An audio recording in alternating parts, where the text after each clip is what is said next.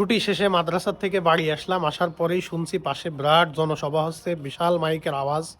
তো মন চাইলো যে দেখে আসি কাদের জনসভা হচ্ছে, কেমন লোক হয়েছে, লোক সমাগম কেমন তারা ঘটাতে পেরেছে, আর সাথে আপনাদেরকেও দেখাই। তো রাস্তায় বের হয়ে একটা পাখি ভ্যান নিলাম, নেওয়ার পরে পাখি ভ্যানে করে হাই রোডে গেলাম। হাই রোডে যাওয়ার পরে স্লোগান শুনে বুঝতে পারলাম যে এটা হচ্ছে 11 দলীয় জোটের সমাবেশ।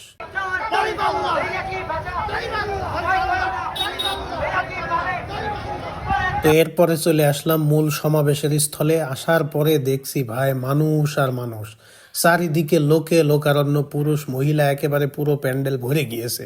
প্যান্ডেলের ভিতর কোনো রকম ঢুকতে পারলাম না, তো যেহেতু এটিএম মাঠে গ্যালারি তৈরি হচ্ছে দর্শকদের জন্য, তো সেই গ্যালারিতে উঠে পড়লাম, উঠে কয়েকটা ভিডিও শট নিলাম, সেটা এখন আপনাদেরকে মূলত দেখাচ্ছি। স্লোগানে স্লোগানে পুরো গ্যালারি একদম জমিয়ে ক্ষীর হয়ে গিয়েছে।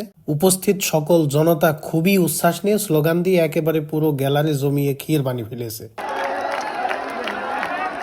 ওরে বাবা, এদিক দিয়ে আবার দেখছি কারা স্লোগান দিতে দিতে একেবারে নাচতে নাচতে চলে আসছে।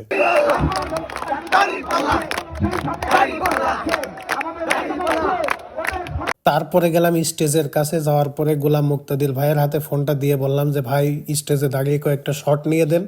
তো ভাই স্টেজে দাঁড়িয়ে কয়েকটা শট নিয়ে দিল, সেটা এখন আপনাদেরকে দেখাচ্ছি। তো পুরো প্যান্ডেল একেবারে লোকে লোকারণ্য হয়ে পুরো জমে ক্ষীর অবস্থা। পুরুষও যেমন এসছে, মহিলারাও তেমন এসছে। আর স্টেজে বক্তারা তো সেই লেভেলের বক্তৃতা দিচ্ছে, মানুষের গায়ের পশম দাঁড়িয়ে যাচ্ছে বক্তব্য শুনে। একেবারে স্লোগানে স্লোগানে পুরো প্যান্ডেল মাতিয়ে রাখছে সবসময়।